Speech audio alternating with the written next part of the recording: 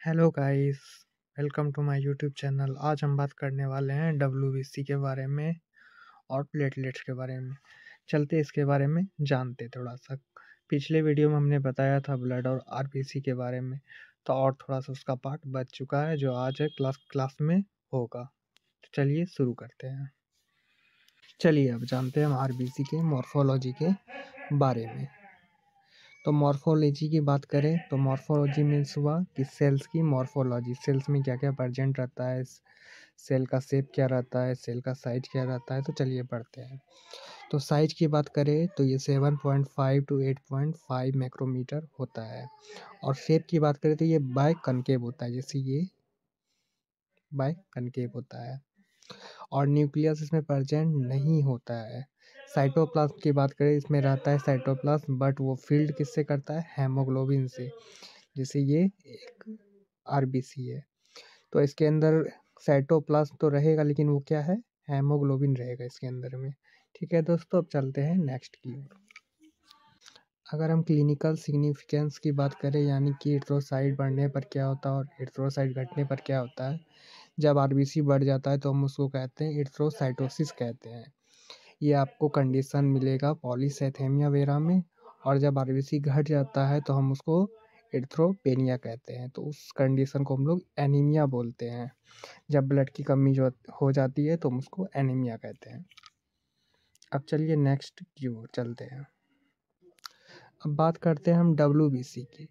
WBC को हम लीकोसाइट्स भी कहते हैं। क्या कहते हैं दोस्तों, लीकोसाइट्स। और ये सेल जो है एक हमारे शरीर का इम्यून सिस्टम है।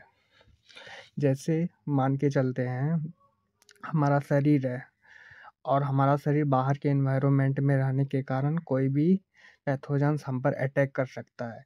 इसी कारण से डब्ल्यूबीसी हमारे बॉडी को प्रोटेक्ट करता है।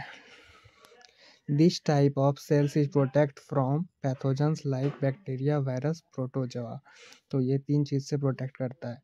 पहला तो बैक्टीरिया, दूसरा वायरस और तीसरा प्रोटोजोआ से। और ये डिफरेंट काइंड के होते हैं दोस्तों वाइट ब्लड सेल्स। जैसे कि पहला होता है न्यूट्रोफिल्स, लिम्फोसाइट्स, मोनोसाइट्स, एस्नोफिल और बेसोफिल्स।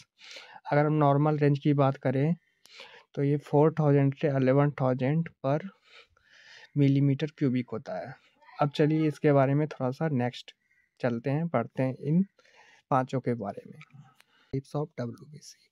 पहला टाइप्स होता है न्यूट्रोफिल, दूसरा टाइप्स होता है लिम्फोसाइट, और तीसरा होता है मोनोसाइट्स, और चौथा होता है एस्नोफिल्स, और पांचवा होता है बेसोफिल्स।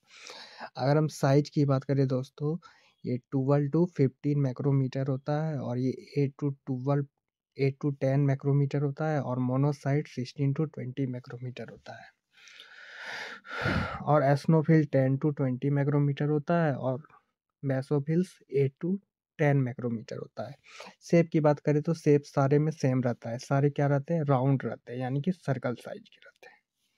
और न्यूक्लियस की बात करते हैं तो न्यूक्लियस में 3 to 4 लॉब्स होते हैं। और लिम्फोसाइट में भी ये प्रेजेंट होते हैं। लिम्फोसाइट दो टाइप्स के होते हैं, एक स्मॉल लिम्फोसाइट्स और एक लार्ज लिम्फोसाइट्स। आगे वीडियो में हम इसके डिस्कस करेंगे।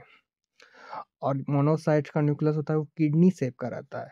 और एस्नोफिल की बात करें तो हेडफोन की तरह रहते हैं। और बेसोफिल्स की न्यूक्लियस रहते हैं एस शेप्ड में। और फंक्शन की बात करें तो न्यूट्रोफिल्स फैगोसाइटोसिस करता है, यानी कि कोई भी पैथोजन सब जब शरीर पर इंटर करता है तो हमारा न्यूट्रोफिल्स उसको इनगल्फ कर लेता है, यानी कि उसको खा लेता है। जैसे ये पैथोजेंस है तो ये इसको खा लेगा और इसको डाइजेस्ट करके बाहर एक्सक्रीट आउट कर देगा किसी फॉर्म में। अब बात करते हैं लिम्फोसाइट की। तो लिम्फोसाइट का सबसे बड़ा रोल है एंटीबॉडीज को प्रोड्यूस करना। जैसे हमारे शरीर पे कोई पैथोजेंस अटैक करेंगे तो हमारी शरीर जो है उसके अगेंस्ट एक एंटीबॉडीज क्रिएट करेगी। तो लिम्फोसाइट का मेन रोल होता है एंटीबॉडीज प्रोड्यूस करना। और दूसरा काम होता है फैगोसाइटोसिस, यानी कि जब पैथोजन कोई अटैक करता है उसको फैगोसाइटोसिस कर लेता है। अब बात करते हैं हम लोग मोनोसाइट्स की। तो मोनोसाइट 16 टू 20 माइक्रोमीटर ये तो बताया था मैंने। तो अब चलते हैं, इसका फंक्शन है फैगोसाइटोसिस करना। इसका भी वही फंक्शन होता है सेम दोस्त, फैगोसाइटोसिस। अब बात करते हैं एस्नोफिल। एसिनोफिल कब बढ़ता है? जब हमारे शरीर में कोई एलर्जिक कंडीशन हो, जैसे अस्थमा, जैसे रेसेस।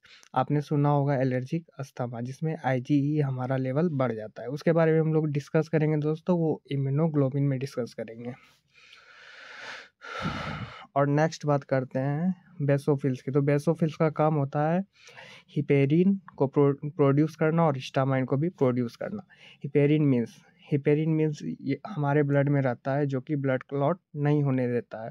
और दूसरा है हिस्टामाइन। हिस्टामाइन का फंक्शन है दोस्तों कि जब कोई एलर्जी कंडीशन होता है तो बेसोफिल्स हिस्टामाइन रिलीज करने लगता है। अब हम बात करते हैं नंबर ऑफ सेल्स की। तो ये 16 to 70% होता है न्यूट्रोफिल्स, और लिम्फोसाइट 20 to 25% रहता है,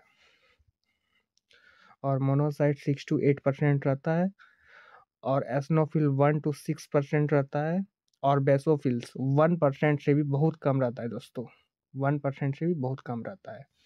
अब चलिए हम नेक्स्ट पढ़ते हैं क्या क्या इसके क्लिनिकल सिग्निफिकेंस। तो हम बात करते हैं इसके क्लिनिकल सिग्निफिकेंस के बारे में। अगर डब्ल्यूबीसी इंक्रीज हुआ तो क्या होगा, डिस्क्रीज होगा तो क्या होगा। तो जब डब्ल्यूबीसी इंक्रीज करता है तो उस कंडीशन को हम लोग ल्यूकोसाइटोसिस कहते हैं। ये आपको प्रेगनेंसी कंडीशन में हो सकता है, या फिर कोई इमोशन मीन्स हुआ कि जैसे कोई डिप्रेशन में है, किसी को एंजाइटी है, किसी के बारे में सोच रहा है, तब हमारा डब्ल्यूबीसी बढ़ जाएगा।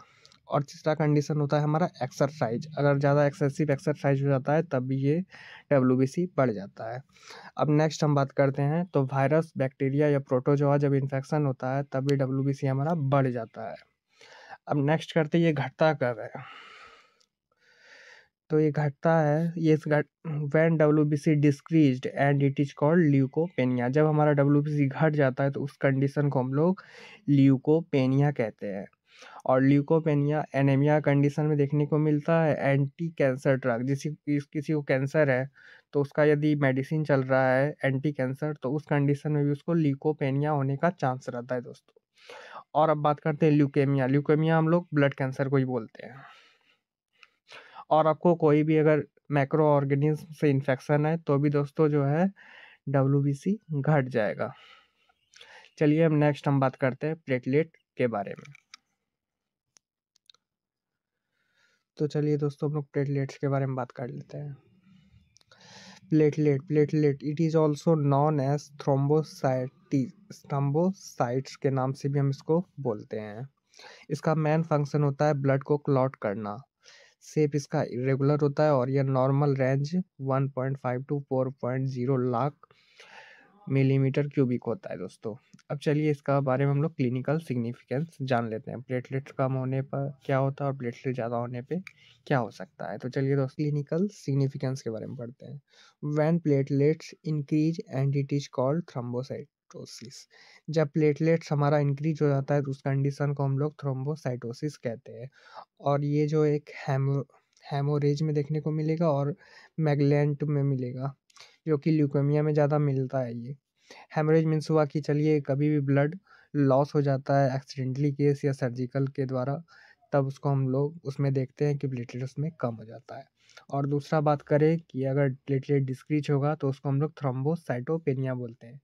जब प्लेटलेट हमारा डिक्रीज हो जाता है उस कंडीशन को हम लोग थ्रोम्बोसाइटोपेनिया बोलते हैं। और ये 3 कंडीशन में देखने को मिलता है। एक तो एंटी कैंसर ड्रग चलता है तब उसमें प्लेटलेट्स कम हो जाता है, दूसरा एप्लास्टिक एनीमिया, और तीसरा डेंगू वायरस में हो जाता है। तो आज के लिए इतना ही दोस्तों, मिलते हैं नेक्स्ट वीडियो में। और नेक्स्ट वीडियो हमारा प्लाज्मा टॉपिक्स पर होगा, तो इसे आप लोग ज़रूर देखें और हमारे चैनल को ज़रूर सब्सक्राइब करें और दूसरे को भी बताएं। धन्यवाद।